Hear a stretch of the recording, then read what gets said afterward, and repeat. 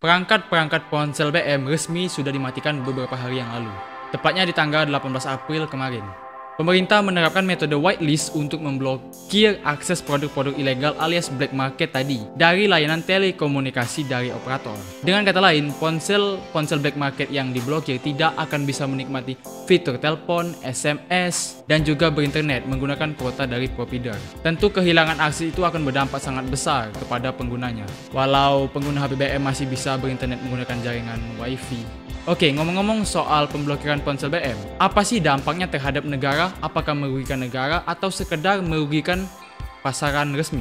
Sebelum kita lanjut bahas, boleh dong sempatkan waktunya beberapa detik buat klik tombol like dan juga subscribe-nya supaya Teknodame makin sering berbagi informasi yang bermanfaat lainnya.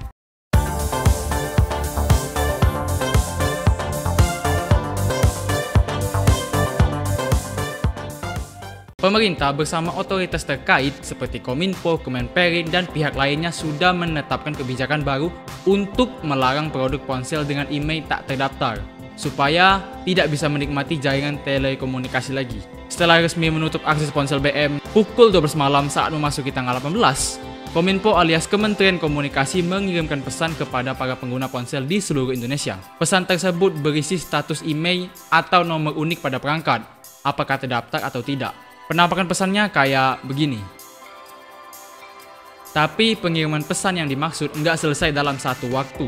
Mengingat pengguna ponsel di Indonesia sangat banyak banget malah. Manusianya aja 250 juta lebih. Jadi ya butuh waktu.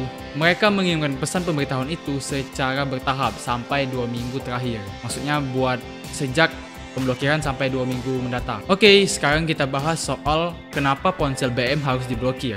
Jawabannya, karena peredaran ponsel BM sangat merugikan dan dari data yang dipublikasikan pemerintah, ponsel BM bahkan membuat rugi negara hingga 2 triliun rupiah per tahunnya. Bayangin boy, 2 triliun udah bisa cukup buat bantu anggaran apaan aja. Udah banyak. Di sisi lain, ini juga merugikan penjual atau distributor perangkat-perangkat black market itu sendiri. Karena bayangin, kalau ada satu toko yang berdiri aktif menjual produk ilegal, misalnya itu toko jual tumpukan iPhone atau Android tapi emailnya nggak terdaftar alias tergolong ponsel ilegal. Ya kerugian yang mereka dapat pasti gede banget. Walau kita udah tahu sih siapa yang salah.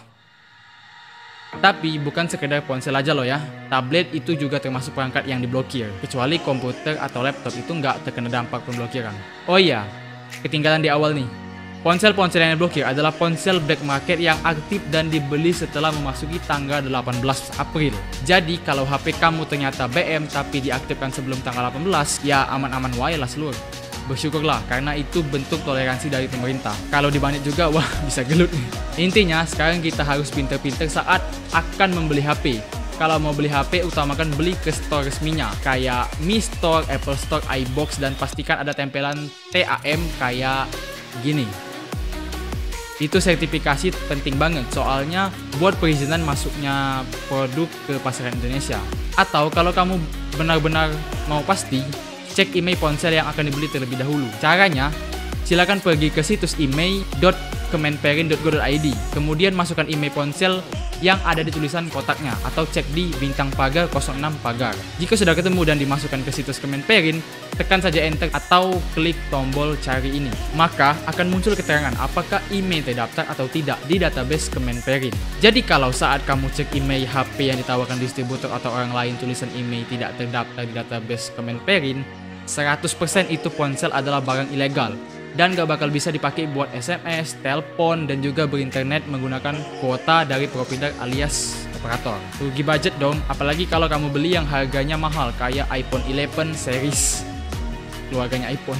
Jadi kalau ada orang yang jual ponsel, tablet, atau iPhone dengan harga miring atau nggak ngotak, hati-hati deh, nanti lu pada cuman dapat penyesalan. Jadi untuk distributor ponsel Indonesia, is the end of your business. Ponsel BM nggak bakal bisa diakalin ya boy. Sekali emailnya nggak terdaftar, maka itu ponsel bakal diblokir permanen dari operator. Gue ulangin, hati-hati kalau mau beli HP baru, apalagi yang harganya ditawarkan nggak ngotak.